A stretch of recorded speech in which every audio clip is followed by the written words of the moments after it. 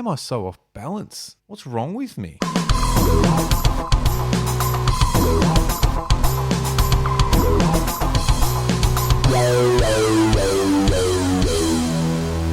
Hello everyone, welcome to The Deep Drop. This is a fishing podcast, and if you're new here, welcome. It's great to have you on board. If you've been around for a while, well, it's great to have you still with us because, you know, this takes some twists and turns, this podcast, but it is all about fishing. But I won't try and explain more than that. I'm Luke McCredden. Adam Ring is with me, and you, Adam, are the person that I heavily lean on to explain what The Deep Drop is all about. I kind of think the deep drop's like a cold pie. Okay. Because you get into it early and you're kind of enjoying it, but you get halfway through and you're not sure why you're still here, but you're going to finish it anyway. Yeah.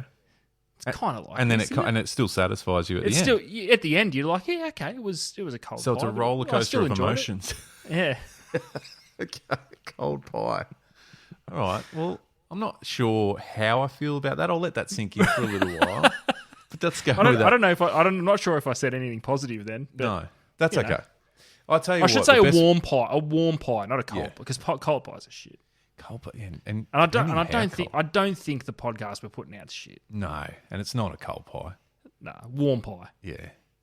Or it's a steaming hot pie, like real fucking hot, and you think, I'm hanging for this, and you take that first bite full of anticipation, burns the shit out of your mouth, leaves you with that really painful roof of your mouth type shit going on, but then you finish it anyway. But you power through satisfying. anyway. Yeah, actually, edit out all the shit that I just said. Let's go with steaming hot pie. It punches you in the face early, but you still persist and enjoy every second of it. Yeah, and you might have some after effects that are, you know, nasty. You know, those burns on the top of the roof of your mouth. So they'll hang around for a while, but worth it.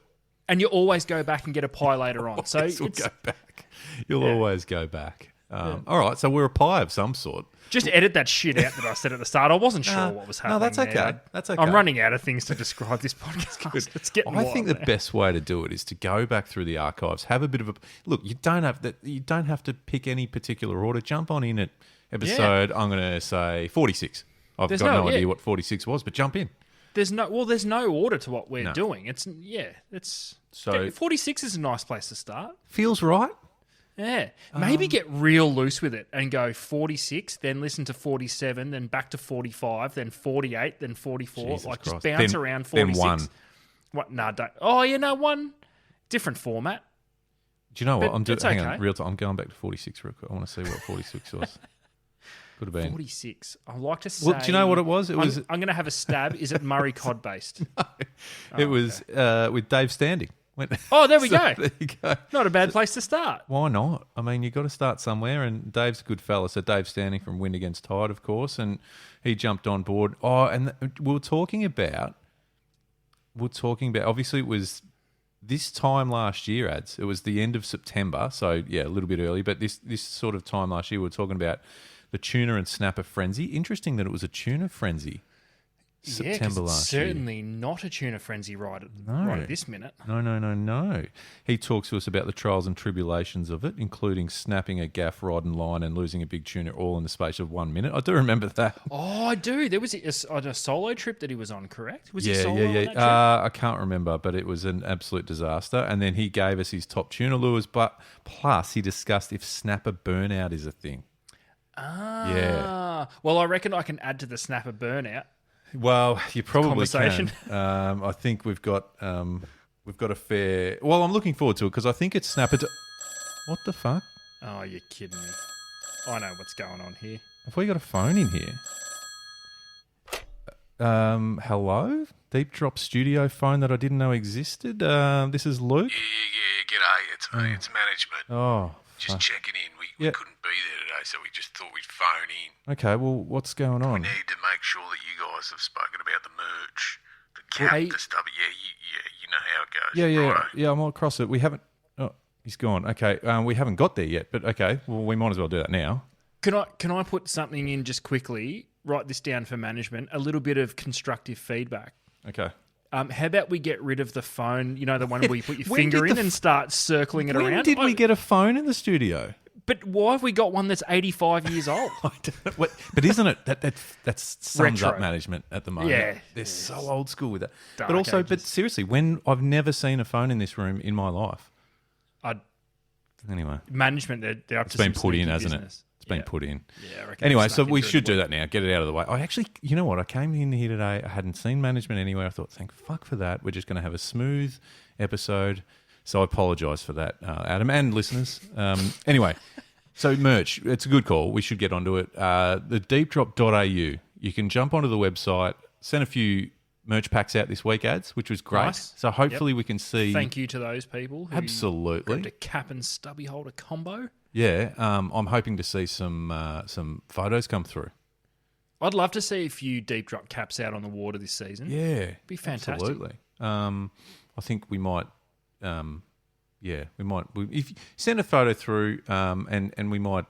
We'll do a bit of a shout out. If you've got some good fish photos, obviously we can share those as well. But the deepdrop.au is where you can go grab yourself a cap, stubby holder, and we will get that out to you. So good point, ads. Thank you for everyone for getting involved and repping the brand. We spoke a lot about t-shirts over the journey. Do you know what? I haven't written them all down.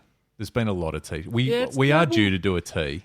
Yeah, that's okay. We might have to go back through and we've find got some plenty good of ones. options. We might need to Luke, you and I might need to spend a night, bust out the old deep drop stubby holder, fill it up a few times, and Go back through. Just have a look at what's going to happen with t-shirts. Okay. Sounds good. Anyway, all right. So grab your merch, much appreciated. Ads. I want to talk to you about Snapper. Oh, get fucked. Can I just put if I Just take it off the hook. Old school. Just take it off the hook. Yeah. Okay. What's going on? I'm assuming this is management. Me again. Yeah. I think you guys need to do more guest episodes. When are you getting more guests on? Well, that's a fair call, but we do have a lot of guests lined up. We've got. Yeah, righto. Well, Fucking hurry up about it. I like the guest episodes. yeah. Okay. Well, we do. Okay. He's gone again. So, second piece of constructive criticism for management. How Yeah. about we have these conversations not while we're recording? Thank you very much. Thank you very much. I just had that thought as well. Surely we can do this off air. Can we set? I think we should set up a meeting because I just think we need to drive this. They're just going to interrupt every single time, and it's doing my fucking head. Oh no, get fucked. Take it off the hook. This is the last one, or should I just leave it? I can let it ring out. Yeah, what's going on? Yeah, me again. Yep. One more thing. Okay. When's Adam gonna catch a decent fucking snapper? Well, that's a Yeah, okay. I see on bloody social media at Pinkies or just Horizon photos. Catch a fucking decent snapper, Adam. Jesus. Oh, he's gone. He didn't even give you time to talk about Am that. I- That's rough, bro. That's Calling that out on Okay. air too. okay, management. Fucking game on. It's personal now. Yes. It's personal. Expect a voicemail or 7 this week. It's happening. What? I mean, that's two episodes in a row. They've had a direct dig at you. Yeah, that's okay. I'm a team player. But I just want to say I'll win. Yeah. Well, we're on I'll air. win. You And I can don't give a fuck about catching a snapper. I'll win the war. Wow, that's rough. It's early. You've only had a couple of shots at it. Shit. I'll tell you what, hell. last time I told management what the hell I'm doing Well, on the that's weekend. the other thing. Maybe we keep them out of the loop when we're talking about our plans. Far out. All right, that is officially off the hook. So we are not getting any more calls. They can try all they want, but go and get fucked, management. But it's probably not a bad segue. What's going on? I do have diary entry number 2. Oh, you do. So you're talking a bit of. Oh, yes. Yeah. Okay. Talk us through it. Okay, so it was Saturday. I've gone into story mode again. Yeah, I love it. It's good. So, no, if you remember, last time we spoke about this on the deep drop, I'd been to Ricketts, and now I was trying to work out what to do next. Whether to go there, whether to go to Mornington. I didn't know whether Yes, to go correct. further across to Altona. I went to Mornington, and the Good. reason for it was a little bit of a suspect weather sort of forecast. It looked like it was going to be good, but wind was going to get up anyway. It looked like Mornington was going to be just that tiny little bit better. So I ended up going to Mornington. Yep. Very interesting. I'm glad I went. The fishing wasn't any better. Right. I would definitely say that I sounded a lot more pinkies over at Ricketts, but I sounded some really good fish at Mornington. At So I put Mornington, in, right. yeah. So As in I put better in quality, like size. better you're quality. talking. Like I sounded over a couple of fish where if you were sounding around in 15 meters of water looking for them, you'd anchor up. Right. And you're talking, like, I suppose, comparatively depth-wise. What? Oh no, well that's the other thing that I didn't remember. I hadn't fished, so I put in off the beach at Fishies, Fisherman's Beach, and I fished that section basically between the shore and the mussel farm out off Mornington. Yeah. I had forgotten how deep that water is. It was actually awesome. As soon as you tuck around the corner, you're essentially instantly in 6 to 8 meters. Yeah. And you closer you push to the mussel, I was getting into 12, 13 meters, and that was getting basically to the exclusion zone, where there's that exclusion zone around the actual mussel farm. So that was really promising. Water temp had kicked up a little bit in a couple of weeks. It had 14.5 degrees out there. 8 meters seemed to be that magic mark where the pinkies were stacked up again. Okay. I was getting tiny little patches of pinkies tight on the bottom. Yeah. Sounded 2 or 3 really good fish stacked on top of each other. Yeah. And they were sitting just off the bottom. And as the tide turned from high to run out, they went and sat right on the bottom. I reckon I sounded over them maybe 10 or 12 times throughout the course of the time I was on the water. And they hadn't moved. They just differed where they were sitting in the water. So couldn't get them to chew. Moved up a bit. Finally found a school of pinkies and was not an issue catching them. It definitely wasn't as an aggressive bite at what it was at Ricketts. What, and I'm not trying to take the piss like management, but what sort of size are we talking? Was there anything that was kind of...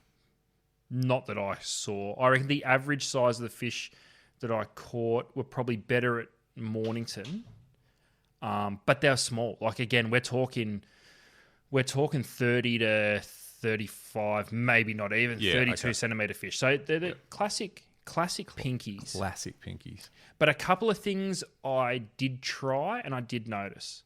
So for those that saw the little starting lineup video I loved from that session, I opted with a big prawn plastic for a sleeper for 2 reasons.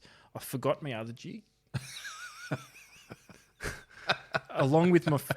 And by the way, I found my deep drop cap. So he was so that sleeper that was your starting center was only there because the starting center was injured. Pretty much. Yeah. So he got caught. Time. No, but listen to my theory on it. It's because I think it's actually a pretty good theory. With those prawn plastics, or specifically that one that I had tied on. Yeah. I think the best way to get action out of it is on a really slow retrieve so that all the legs work really well. Yeah. And the way that the tail is shaped, it does catch water well. So I thought on the drift, that'd be really good. Yeah. The issue is I couldn't get it anywhere near the bottom. So I retired the sleeper pretty early. Yeah. Everything was caught on 3-inch jerk style plastics. I couldn't catch anything on a 5-inch this time, which was different to Ricketts. I could catch them on, it seemed to be anything. What was also really interesting, I thought if I'm ever going to catch one on an ice jig, it's going to be now because of course that was in the lineup. It was in the lineup. I had that tied on ready to go. If I wasn't catching a fish, I was getting bites every time. Couldn't turn a reel on the ice jig. So was it getting hit? No, nothing. Okay. I thought I had a hit once. Turned out, I'm pretty sure it was the bottom. Yeah. But I went home and I actually did a little bit more research on ice jigs. You're deep in ice. I am. Jig. I'm looking at it more and spending the time with it on the water. I'm convinced they've still got to be a thing, though. Doing a little bit more research on what they're supposed to do, how they're supposed to work, my technique was completely wrong. So it does need to be... I was letting it sit still and working from an absolute tight line dead bait, basically. Yeah. you got to work them super aggressive, or you don't have to, but to get maximum action, work them super aggressive, but you got to start the retrieve with slack line. Okay. Yeah. So that it does pick up and dart. Yeah. Otherwise, you're just lifting it up. So your first lift is not doing anything. It's just pulling it vertical. It needs to be slack, so it's aggressive, so it kicks out to the sides. The other thing the question I've got for you, Luke, and this could determine whether this is a thing or not. Do you think snapper are a species that are prone to a reaction bite? Ooh. They don't come to they're not the species that come to mind if you're talking reaction bites for me. Same. So this is where I'm having issues with the ice jig. Now I'm going to play around because I did do a little bit of research on some more subtle actions in order to get them to play the game. So there is subtle ways of working them. You just nod the head on them. It's actually pretty crazy. Did you say knob the head? Nod. Oh, no. Not knob. That's a technique I haven't heard of yet. Yeah, no, don't definitely. Hey, listen, don't get caught knobbing the head of your ice jig, and I wouldn't recommend it because it's a pretty big hook at that end. So just relax on knobbing the head of your ice jig. Just nod it up, and you can just nod the head with the rod tip. I just thought, you know what? Don't knob it. I'm pretty across most sort of, retrieval techniques and lure techniques, but knobbing the head of a jig I hadn't heard of. Yeah, listen, I wouldn't because it's probably going to result in a quite an embarrassing trip to How are you going to emergency. explain just that relax. to the surgeon? You don't. You just say, don't ask questions, just fix it. Yeah. What happened here, mate? Well, I was listening to this fishing podcast. They told me to knob the head of my ice jig. I reckon. So I went hard. Yeah, they said an aggressive action was best. Started with slack line and So anyway, you can nod the head of it, which is a different thing. But the way the jigs work rely hard on getting a reaction bite. I don't know if snapper are prone to getting a reaction bite. That's probably I'm not fair sure. Call. I don't know. So yeah.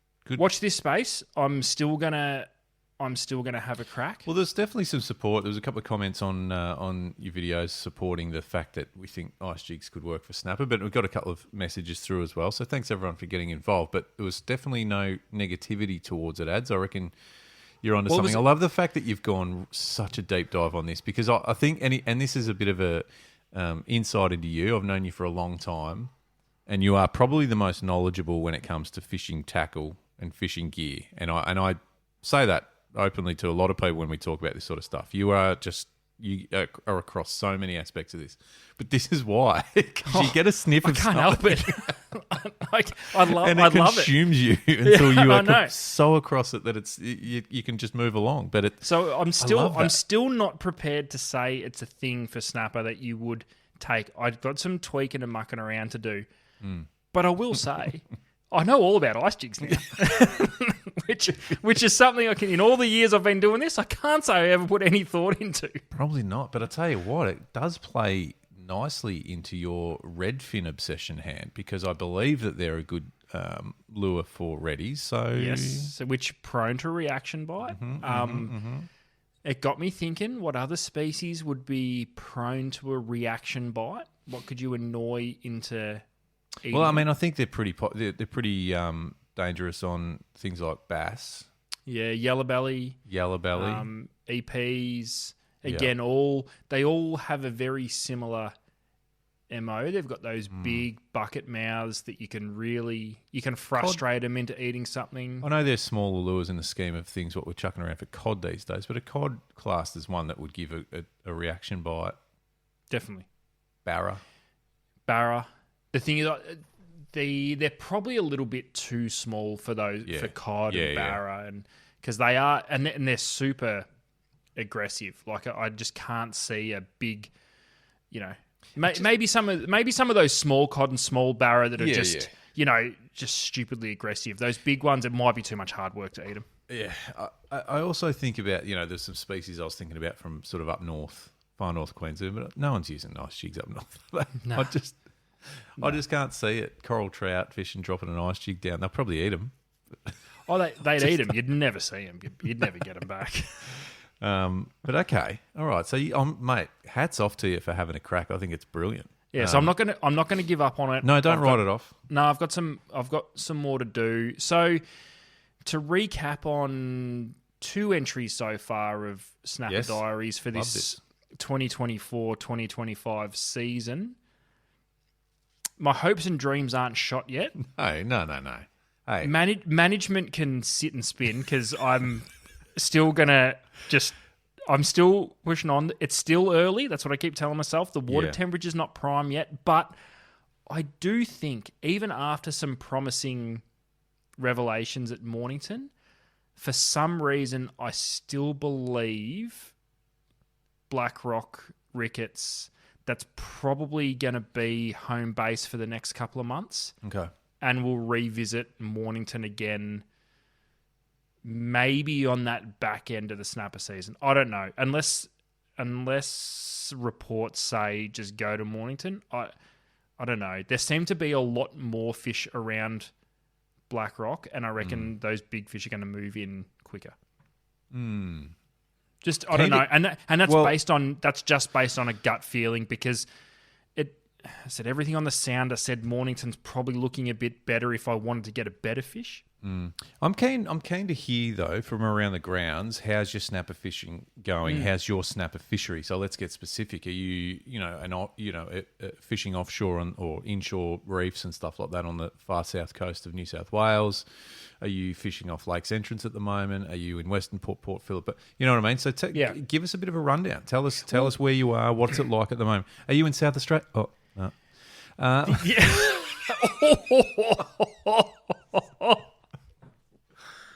If you're in South Australia, pretty sure we won't be hearing from you. But anyway, that's okay.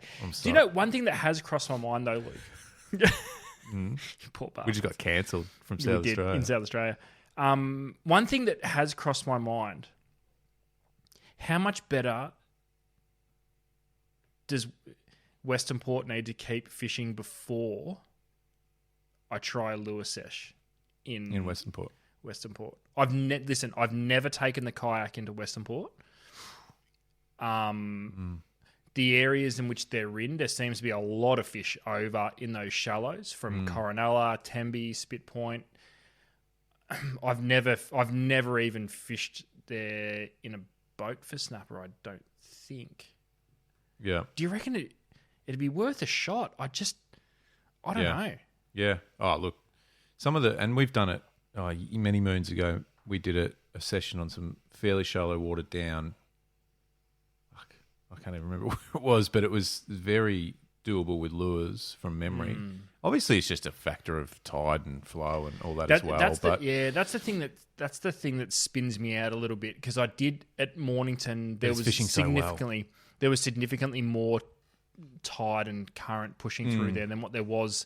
And the conditions were completely different. There was it was blowing a little bit too, so the drift was fast. Is that because obviously it's fishing really well at the moment and has for a little bit. Why? And I'm not saying no one is because someone might be, but we're not hearing it. Why is the reason people aren't throwing lures around purely because of the conditions? It's just so hard to actually get. Like, what about why wouldn't jigs work? I think the hardest thing is I don't think it would be so much getting the lures down to where they need to be because you're not fishing deep water over on that sort of eastern side of Western Port. I think it's more the drift would be so quick. Yeah. You've got no hope, especially in a kayak. Once the tide starts pushing, it would strictly have to be around the tide change type scenario, which significantly limits how long you can fish for. Though they're probably the best times to get a bite. I don't know. I don't know. I feel like we've asked the question before about lure fishing in Western Port. We should ask. It has to be a thing. I think a lot of it would have to be around the drift is just so quick. You couldn't line anything up. By the time you sound something or see something worth fishing, you're 65 meters off the mark because the drift would be so quick because of how hard the tide pushes through there. Yeah. But there's things you can do for that. Like who might know a bit about that? Rayner. Mm. Should we ring him? Let's ring him. We're going to ring him. We're cold calling.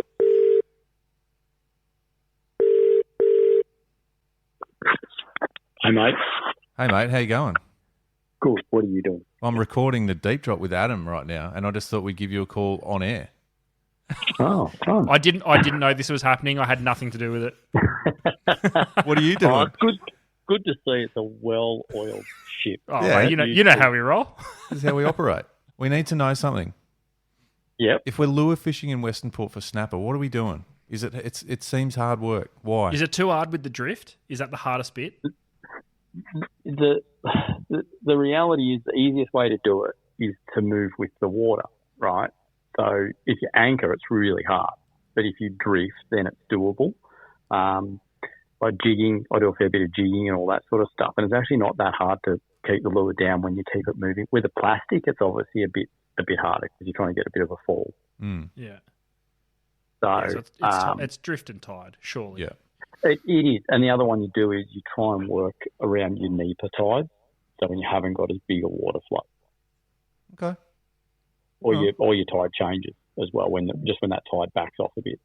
It just seems, it seems like it's the fish are there and it should be, it's just a case of working out those few little intricacies and then you could have a pretty solid session.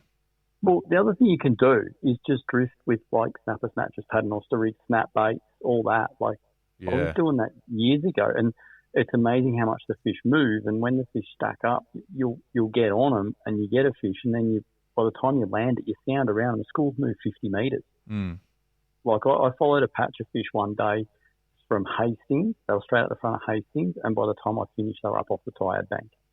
Yeah, right. Okay, and that was over about a 3-hour period. Like they were just moving up the edge of the channel, and it was this bulk of fish. And they were probably every time you'd land a fish, you'd have to search 50 or 100 metres to find them again further up. That's pretty cool. And you reckon they just sort of do that with the tide? I assume so. Yeah, look, you'll get fish that will hold, but you'll also get schools of fish that move. And it works good, man. Not enough people do it, but it works good. Just you mark a few fish, go back up and drift back through them with a jig or a paternoster, or like I said, snap baits are awesome for it because they just get down and waft along. Yeah. Well, we did see and that video from you. Thank you for doing that on the snap baits. I feel like we're going to do a bit of that this year, which will be interesting. Ads is going to tie a few off the back of his kayak. Yep. 100%. And yeah. All right. Well, that's good. Oh, well, thanks, mate. We'll let you get back to... Yeah, we'll call you again in a sec when we have another question that we can't work out. It is a smooth operation running there, isn't it, fellas? Mate, don't be jealous. Don't be jealous. They're pretty sure Lee's phone goes on silent now, just saying. No, he's going to be screening the Deep Drop studio. Fuck that, I'm not answering. All right, legend. Thanks, man. Mate. All good, boys. See you, Thank mate. you. Bye. That's one way to come up with an answer on the Deep Drop. So drift. Yeah, the drift is hard. Yeah. Though it's interesting, those fish moving around, like what Lee was talking about, because do you remember the old school days of those really big charter boats, like Ace Fishing Charters, Stevie Johnson, Robin Gray? They had those big old wooden boats that could fit like 100 people on them. They used to drift the North Arm channels. Yeah. I mean, you couldn't now. There's too many anglers. You'd just be playing dodgem cars all the time. Yeah, and I imagine drifting those big rigs down and having to try and, But yeah, interesting. Okay. Well, and they used to always get fish too, those that's right. old Yeah, they school had no issues. They had no issues getting fish, and a lot of that was drift fishing up and down the channel. So that's interesting because it's something you don't associate with snapper. You just assume once you sound up a school, that's where they are. Got to drop the pick, and I feel like I know that you're moving a fair bit, so you'd have to sort of keep the motor on or whatever, electrics, whatever. But I don't think anyone would knock back not having to put an anchor down. Oh, 100%. You know what I mean? I know there's anchor winches and all that, but they're still, even with all that, they're a pain in the ass. Yeah, that's right. Exactly, they are. You know what I mean? It's still funny, though, an anchor, isn't it? It's one of the oldest, bits of tech on a boat. It dates back to, 1600s, but earlier. It's the biggest sinker you'll ever use. But it's the one thing that vessels have always had. It hasn't moved with the times, apart from a motorised anchor winch. Do you remember the days of putting a burley pot down on the anchor rope? No. So I don't know why I've thought of this. Or as Some in of- attaching it to the anchor. Yeah. So Yeah. so you'd put No, your it's- burley bag or whatever, but all of that come to a screeching halt after a few stories of anchors being dislodged by sharks. Yes, that's not yeah, good point. Probably shouldn't do that. But the modern anchor, and only on a small number of vessels, is the power pole. Yes. Have we spoken about power pole on the show Power before? poles. Yeah. I think Yeah. so. Oh, Because I had my first sort of Correct. experience with them recently. yeah, correct. And I rate it. I always And thought you it was a bit of a wank. Yeah, Bit of a I wank still factor? Yeah, I still can't really wrap my head around what it's Rate for. it. But you get no yawing around on them, do you? Do you yaw around? Well, you do a bit, but depending on how, because there's also now setups with two power Two, poles, so you yeah. don't get You're- any sort you're of not movement. moving at all. It's Yeah. like you're in. You're yeah. It's fascinating. Do you reckon the Unlucky need if for you're a stingray swimming past and you just get jabbed in the back with a fish. yeah, fucking that's pole. right. Some alien leg just comes down and just straight through the middle of you. Is it? Unlucky. Do you think though power poles will essentially be superseded by spot lock? Yeah, it's fun. Yeah, funny. And we had John Didge on the show a couple of weeks ago, and he's got most bits of tech on his boat. And so obviously uses spot lock a lot and uses his power poles as well. So yeah, I guess it's I would go as far to say I think since the introduction of that spot lock capability on electric motors, that's almost as game changing as the original anchor. oh mate, it's huge. Especially What if you're if- fishing shallow. One thing I was thinking a while back and I'd forgotten about until just now. At what point are we going to see spot lock on an outboard? I So- can't believe it's not already. Well, maybe as the popularity of electric outboards. Yeah, get and I get going. because the electric motor up the front's constantly turning and moving and holding you in the spot. So outboards don't have that ability to quickly. So, all right. So when do we get to a point where you can set up a full electric rig where you've got an electric motor on the front and an electric outboard, where the outboard can talk to the electric motor? Oh, we're getting into this again. So instead of the heading sensor, which you need to have a heading sensor with all of your electric motors. The heading sensor is actually built into the back of the motor, and they can talk to each other and keep you dead still, no yawing around. That's next. That's got to be next. Surely, We've always been saying what's next. That's got to be close to one of the things. especially as Imagine that just being completely still, motionless. Yeah, because the outboard talks to the electric motor and you are not moving. Because then the outboard can still work. It'll automatically power up, power down, depending on where the back everything's trying to move. How good would that be for really getting your eye in on a particular spot you want to put a lure? Yeah. You know what I mean? Like you're not changing your angle at all. It's just bang, bang every time. Yep. That's not bad, ads. Yep, I like it. It's pretty, because it could be like, it could just be, Yeah. it makes sense. We went down that path not too long ago about just Yeah, I everything remember. talking to everything. AI. Yeah, and I'm all for it. Bring it on. I think it'd be awesome.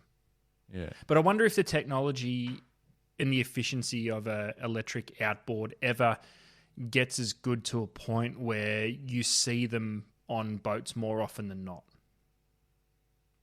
are we saying that now though? Oh, what are you talking about? The No, front- outboards. No, Oh, outboards. outboards. I think for small boats, they seem a little bit more viable than offshore boats. Maybe. Yeah. Hey, am I the only one that takes a while to fully get balance when using a pedal for electric motor? Like I feel so off balance when I first start.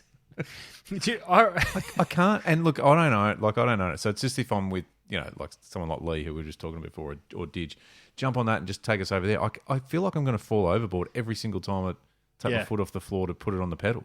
And Is that normal? I guess their boats would have the little recess in the floor, so the pedals essentially flush with the actual. Yeah, pretty much. I found it easier, old school, without the recess in the floor. So at least you had kick to the pedal around a bit. you're actually stepping on the pedal. Like you've Oh got to yeah, lean no, into no, the yeah, pedal. Yeah. no. These ones are raised, so you're lifting your foot up to put it on the pedal. But like even just there's all different fucking little buttons on the pedal, there's little turning mechanisms. And have you ever mucked around with the old what are they called? They're not the electric pedals, the wired in ones. Oh, that's weird. But I was just thinking about it the other day. I'm like, why am I so off balance? What's wrong with me? You got to get your sea legs, mate. Yeah. Anyway, it's just one of my little problems. Now you mentioned John Didge before, and I need to shout out Didge and Dino both reached out on the weekend and sent me some photos of what they'd been doing on the weekend. They got to stop because appreciate you reaching out, but just fuck off. Just stop because I'm really trying to hone in on this snapper thing, and it's getting real hard when they're out on sessions, BFS fishing for King George whiting on plastics and bagging out. Yeah, it's really because I get a bit of. So you're trying to focus. I get a bit of ADHD with this stuff. Like every time something new and shiny moves, I think I've got to go and do that. I know you do. I just need to focus on this snapper thing. I'm determined to get a snapper out of this because now it's fucking personal with management. Old mate ringing on their 48,000-year-old phone. I'm looking at this phone thinking, why is it even here? I've never seen it in the studio before. Is it red? No, it's like cream colour. Oh, proper old school. Yeah. The cord looks like it's like at least 2.5 meters. Yeah. Is it all like? Oh, it's all fucked out. Yeah. You couldn't hold it further than a foot from the phone because it's just so caught up in itself. Yeah. And like, I'm not bothering dialing out on it because I don't have the patience to turn the fucking wheel. No, and you can't send a text from it. So now you have to talk. Certainly can't send a text from it. It's just weird. What's it doing here? Unplug it. Fuck. Yeah, that's not bad. I might just fucking take it with me tonight and just dump it. Unplug it. And don't unplug it gently. Rip the whole thing out of the wall. It's just a small hole in the side of the studio wall for when management comes in. What's happened here? Don't know. It was like that when we got here. Yeah, I'm pretty sure that was the way it was. Where's the phone? What phone? Yeah, what? Don't know what you're talking about. Don't know. So it is, but there is a way that you're going to overcome that irrational sort of, I won't call it jealousy, but that feeling you get when you get a pick from someone. It's proper FOMO. No, it is FOMO, but we will conquer that by doing a solid whiting soft plucky session real soon. Well, it doesn't worry me to the point that I'm going to miss out on the fish. The whiting fishing hasn't even started yet. It's already awesome. Yes. That's the crazy thing about King George whiting. And I do have some plans for the whiting on plastics thing, but after I've been shown the ropes by you guys, because I've never done it. But I've got some ideas on where I can do it, and I also have some different lures in which I can muck around with. Can I request anyone in Tasmania listening right now, what are you guys doing it? Because some of the whiting down there, mate, they're like, we've got some good whiting fishing here and some solid whiting over the last couple of years, but Jesus Christ, like the ones down there are getting trophy. Well, the difference with the way the Taswegians would be fishing plastics with is we're chucking turtleback worms, they're chucking 7-inch jerk shads. Yeah. Because they're monster whiting. They're casting 190 mil stick baits. I'd love to hear, and actually let's expand that out to South Australia.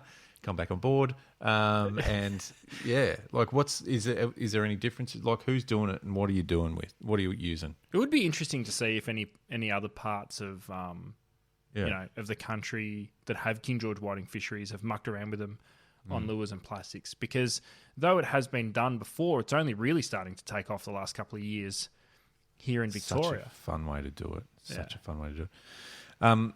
So that's coming up for us for sure. But I do want, I'm thinking there's probably at least 6 to 8 episodes of Snapper Diaries. And I'm committed. It'll climax at a proper fish. It's either going to climax in a proper fish or a really proper tantrum. because Yes. Either way, we want to hear about I it. may just empty the snapper box over the side of the kayak. Film it, please. Yeah, we'll see. We'll see. But I'm still Yeah. committed. I'm still feeling pretty good. Yeah, good. Hey, I've got a question for you, off topic, but we've got the Melbourne Boat Show happening this weekend, I believe, or kicking off this week. And obviously, one of the things with the boat show is, apart from getting down there and just being, overawed with the amount of boats, and as you and I have walked through there many a time, you just start dreaming, and I could use that boat, and you don't need it, but you need it. Yeah, that's right. But obviously, there's an element of it too. There's a few stage presentations, and like Rayner and a few of the guys are doing. But I was thinking about it recently because last February, I think it was last February, there was an event at the exhibition centre held by Fisheries, which was a big sort of Robson Green came down. Do you remember that? Yep. You were there. It was there. It was on the 2 back. days. It was on the back of the World Fishing Conference that was hosted in Melbourne. Yep. That's right. So Robson was there as a spokesperson for that, but while he was down for a couple of days prior, he did the event. We did a few stage prezos. Wicked guy. Love what he did. Personality in fishing. Yep. Great to hear him speak. But then it was also, all sorts of people chatting, which was great over the course of 2 days. Full days of stage stuff, as well as some exhibits and bits and pieces. I've been thinking for a while about, and this is, I'll just throw this completely out to the listeners because I'd love some feedback. Reality is we could get some stuff happening. I'm being serious. I'd love to know what the desire is for an event.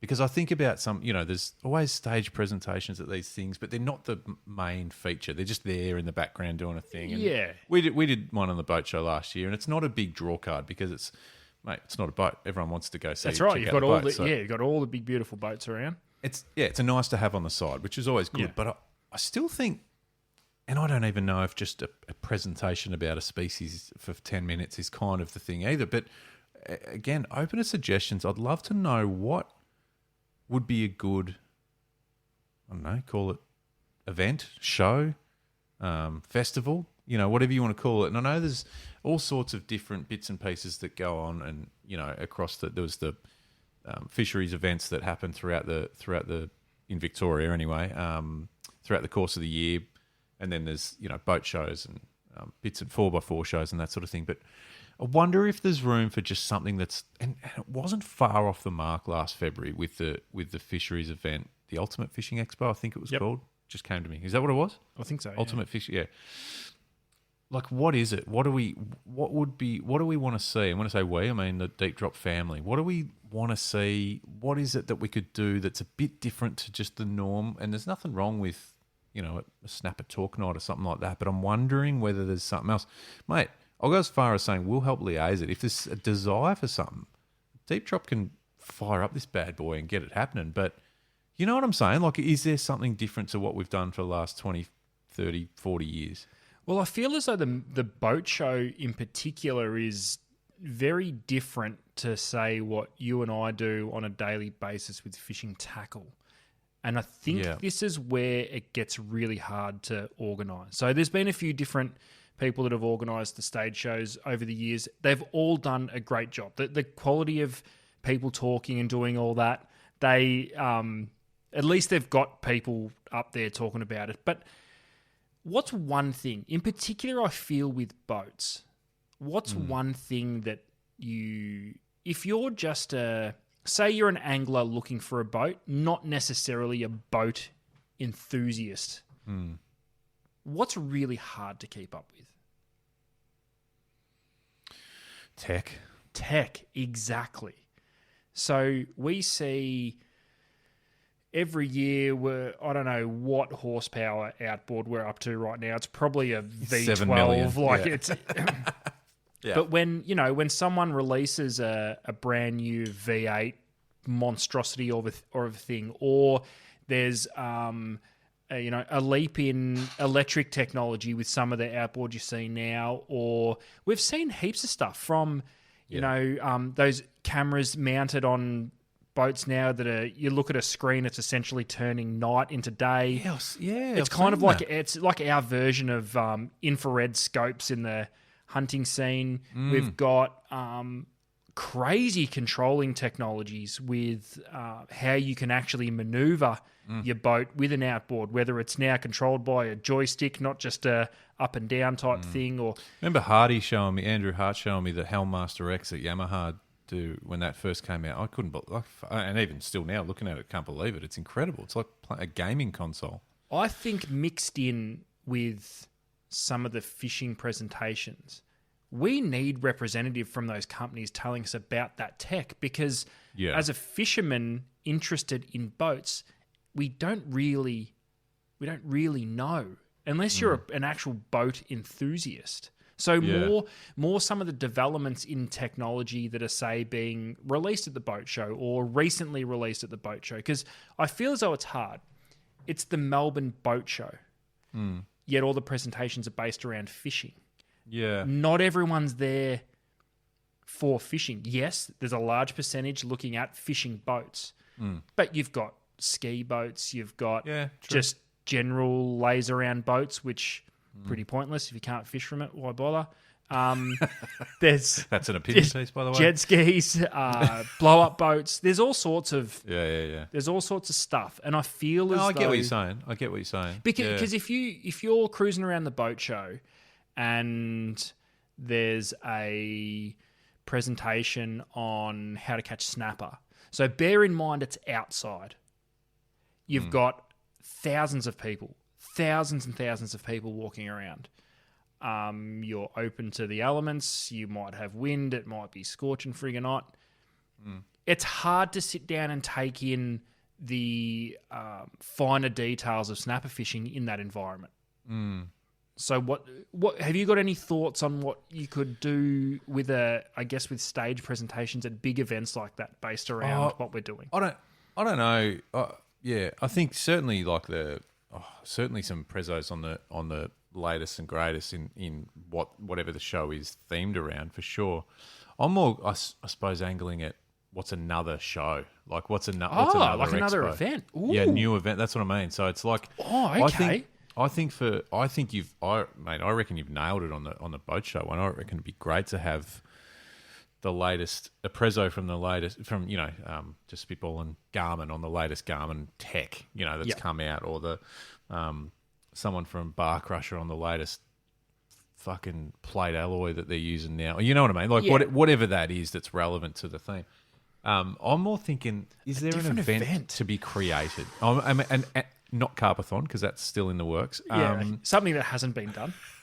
But I'm like, because I've got a few ideas, and I love this. I was barking up the wrong tree. Hit me with it. No. But I think you actually, I was going to touch on that a bit as well. So you've kind of ticked that off as far as making sure they're relevant. And look, like you said, hearing from Lee talk about Snapper, like, mate, that's a no-brainer. I'd sit in front of that every day of the week. That's no dramas. But hearing about if you've cruised through the boats and you've checked out the latest and boat hull models and builds and that, having someone from that company or talk about it would be pretty interesting. But I'm just thinking.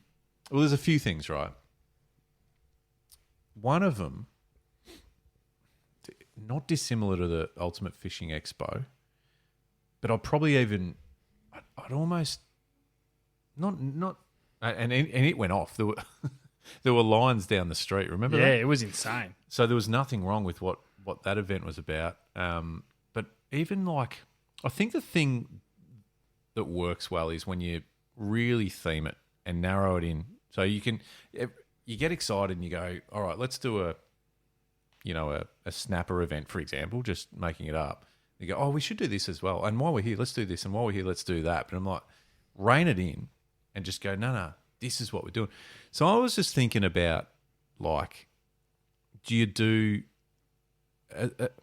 rather than just a stage presentation about here's the latest and here's what I do for catching Murray cod, it's like a solid hour or hour and a half, and it's actually interactive. So it's like, yep, let's spend 10 minutes with an introduction, get into it, and then go right down to the detail of doing some rigging and doing some lure, even some lure designs and bits and pieces, blah blah blah.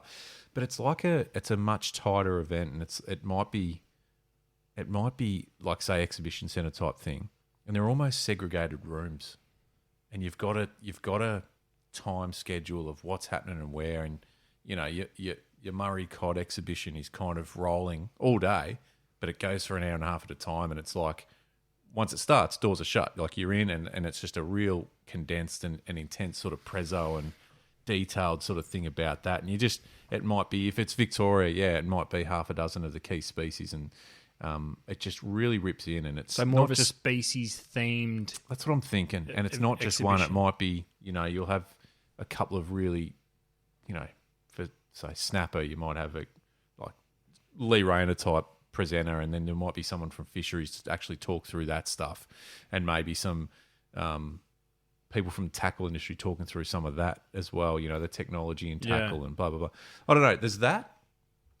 Then there's another idea. Can I jump straight in, or do you want to touch on that one first? No, go, this is cool.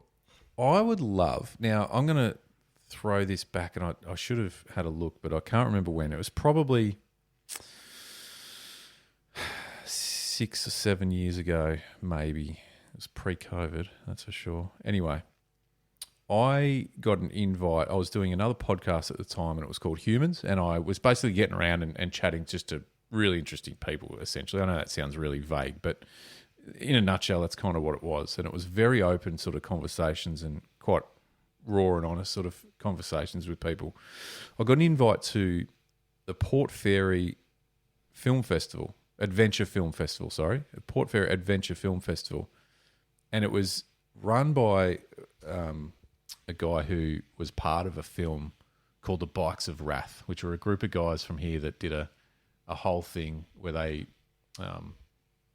took the book Grapes of Wrath, and they kind of redid that on push bikes, sort of modern day. So they ride their bikes across those states in the US, those states that featured in that book. Anyway, I know that sounds a bit. Jump online and have a look. The Bikes of Wrath. It's really cool. Anyway, it's really great adventure. So they hosted this adventure film festival, and people from international people came down and submitted all these people submitted films, and effectively at the end it was this huge festival, and there was cinemas screening these films, and a whole run sheet and a screening guide of all the films that were getting aired. All the producers and the people that made them were there, getting interviewed and all part of this festival. So I was there, and I got to chat to a couple of people in particular, which was brilliant. I loved it and loved every minute of it. Now, I know before you go, I know there's been the Top Water Invitational thing, but no one's been able to watch those apart from getting behind the paywall, which eventually you have to do if you want to watch anything. To me, that's I don't see the point in it. It kind of takes away what it's all about. I would love a fishing film festival. Yes.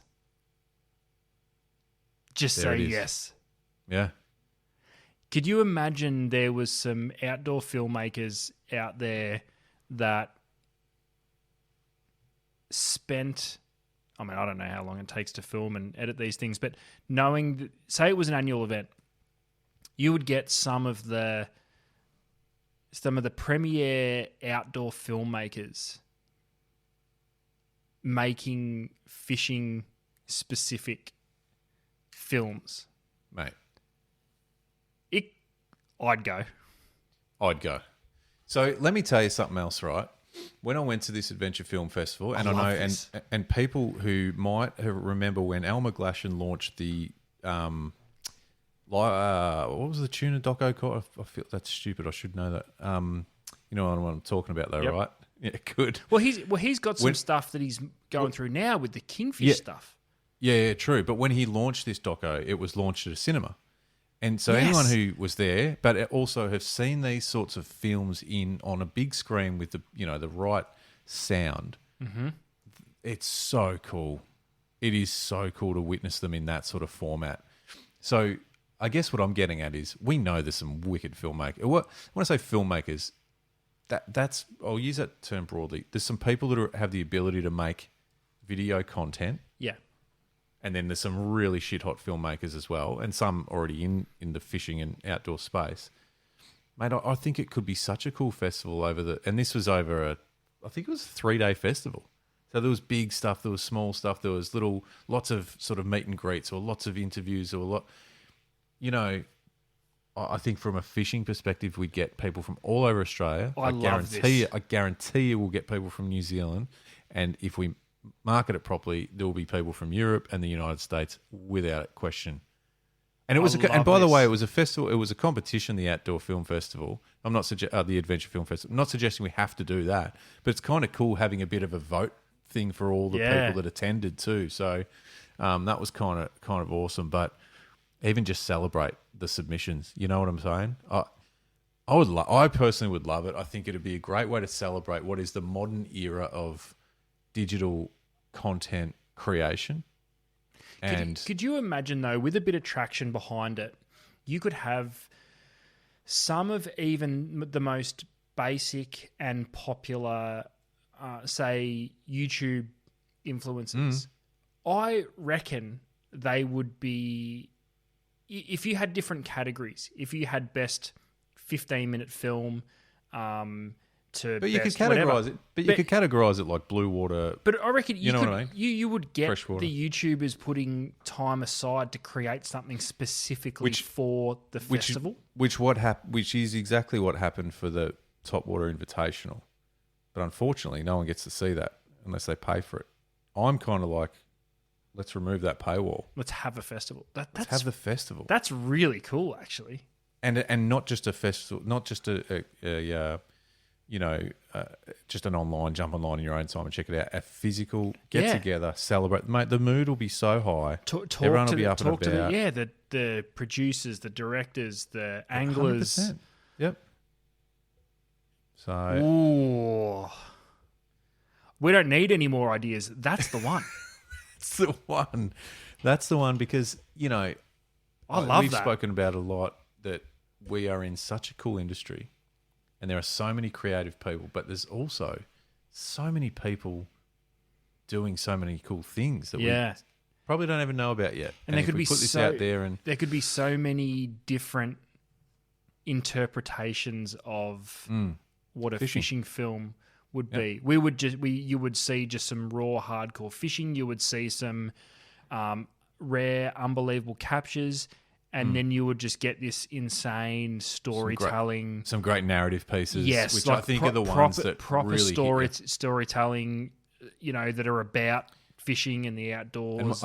I think when you talk about film, that's the direction I'm going with it. Like I remember being blown away by one in particular. I remember getting home from that festival, and as soon as I could get my hands on it, I showed my wife. There was one where a story of a guy who was blind and he had this goal to kayak the rapids of the Grand Canyon. I can't remember the name. And it documented this thing, and it brought me to tears. Like, not even going to lie, like, it was unbelievable. And watching that on the big screen with that sound and and fishing has just got so much of that narrative to it.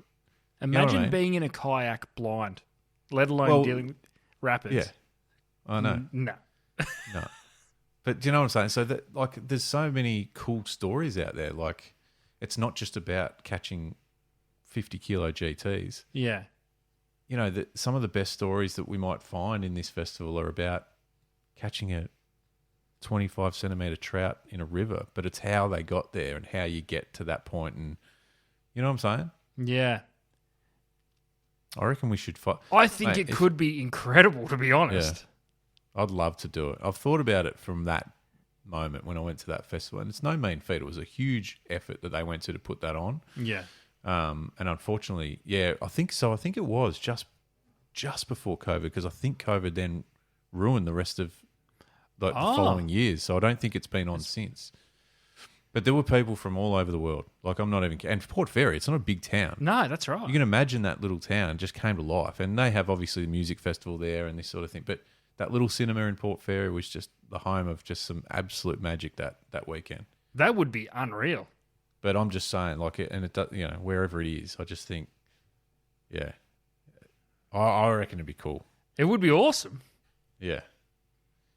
Because there's some cool... And I think the beauty of it is there would be some criteria around it, so it would make, just pressing go on a GoPro and using your phone.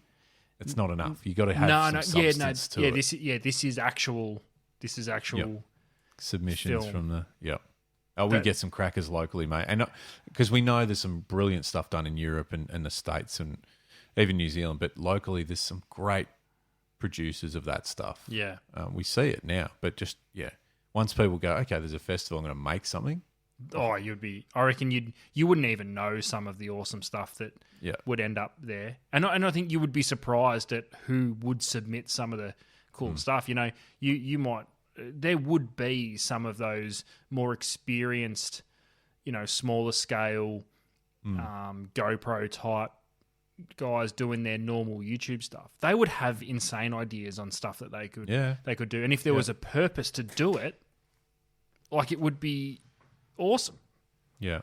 All right. What do we think of that, friends?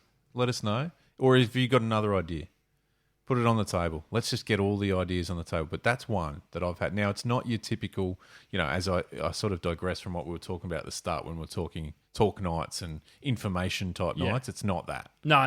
It's a different scale. Completely different. So there's still, obviously there's room for the more informative type stuff. But I just took it to a different kind of area. I wanted to pick up how you felt about it. Don't mind it. I think you're on board. Oh, I'm on board. Lock that in. All right. I'm in. I'm there. Oh, I just want someone else to organise it. The more I think about it, the more it's like, Jesus, this is a lot of work. It's a lot. I've got some people in mind that could really, genuinely, bring this to life. If it's something that people think there's some value in. As I said, it's not.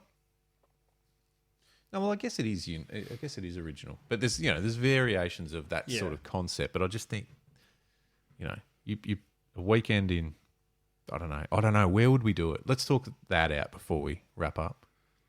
I feel like it's got to be somewhere pretty unique and that's what I'm thinking. Special in its own right. I'm talking the idea of something like a Port Fairy was cool because it dragged everyone away. Yeah. I feel as though you'd want to go to a... I'm not saying we do it there. I'm just, you know what I mean? That style of thing. What do people think? Let us know. And don't tell us Nuji. It's got to be somewhere where there's something. I don't know why I thought of that, but it's got to be a town, right? Yeah. Nuji. The international fishing festival coming to Nuji might have a cinema that we don't know about. It'd be an old Reading cinema, one that hasn't been converted. Reading, yes. They've still got a tucker bag too. Yeah, tucker bag. Tucker bag? Do you remember Tucker? They get their mobile phones from Crazy John's. Oh, no. And buy their CD from Brash's. Brash's. I don't know the demographic of our listeners, but I hope there's some people under 25 going, what the fuck is Brash's? Because after you've watched all the films, you could go to Video Easy and rent it for 5 nights. Yeah. Actually, after Brash's was Sanity. Yeah. And even that's probably too old for some younger people. I'm sure there's still a Sanity kicking around. Sure. Do you reckon? Maybe. And then after all of that, you were hungry, so you went to Smorgies. Smorgies. Yeah, that's the original all you can eat. Smorgies. Sizzler. Oh, mate. What about so Lake's Entrance would be a good Lake's would be a good one. Or if you wanted... Band style? If you wanted ultimate romance... Imagine an outdoor screening of something on the lakes of Tolondo. Wow. Jesus Christ. I didn't think that's what you were going to say. Well, the history, there's some solid history there. It was one of the premier trout fisheries, if not the premier trophy trout fishery in Victoria. Went bone dry, then there was this big, craziness around getting water back into it, and now it's kind of okay, but kind of not. Yeah, I mean, it would be pretty freaking useless watching a sweet GT popping presentation on the shores of Tolondo. Oh. Why stop there? Why don't we have day 2 at Lake Bolac? Is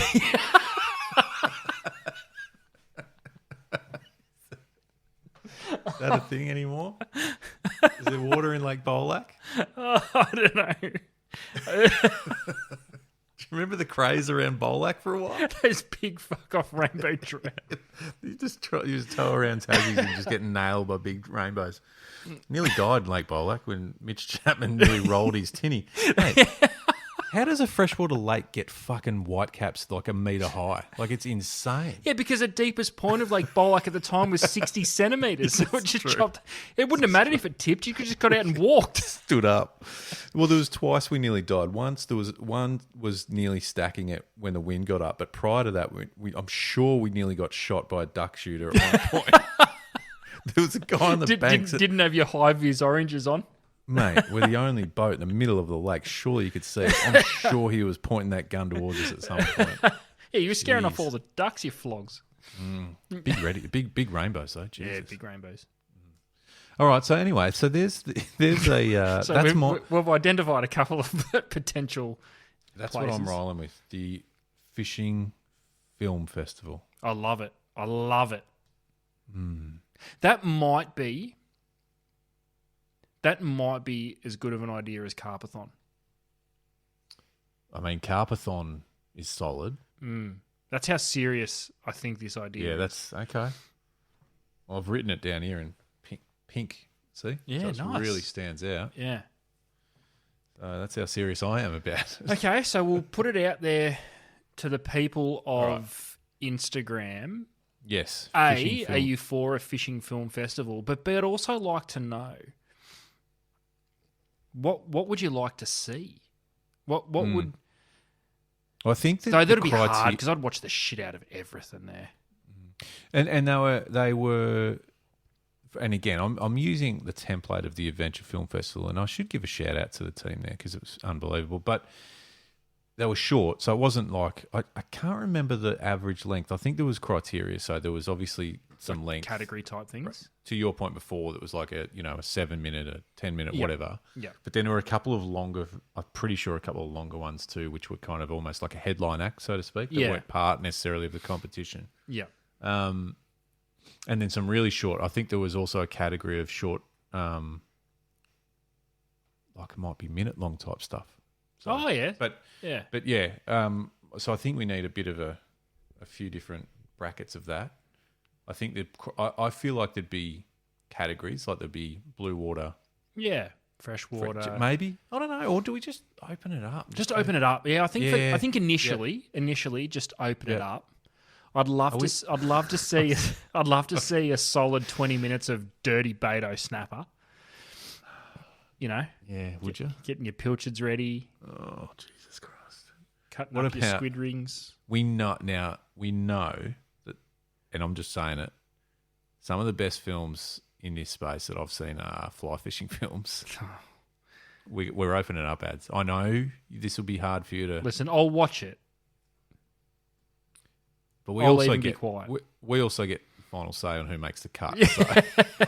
So just relax, fluff chuckers. You only get one film, so it better be a good one.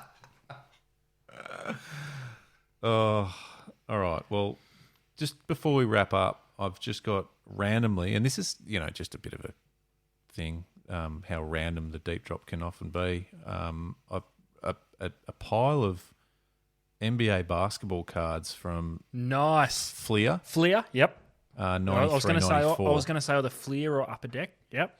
93, 94 for anyone out there playing along at home. I've got Timberwolves Luke Longley. Solid. I had that card. I've got Bill Lane Beer, the Detroit Pistons. Yep. Nice. It's part of the bad what boy. do they call them? Yep. Bad boys. Rolando Blackman from the New York Knicks, Yep. who I feel like played for about 7 or 8 different teams at some point. John Journeyman. Barry John Barry. Yeah. Nice. doesn't really look like he belongs. in The NBA. only no, I won't say it. No. And just to sign off, one of my all-time faves, Danny Manning from the LA Clippers. I had that card. I'm pretty sure Danny Manning played for Phoenix at some point as well. And Yeah. I also remember having... Portland? Yeah, potentially. And it's funny, you're showing those cards up. I had the same set, and I remember I always used to... It seemed like I always used to get a Clarence Witherspoon Yeah, everyone got Philadelphia Clarence 76ers, Witherspoon. yeah.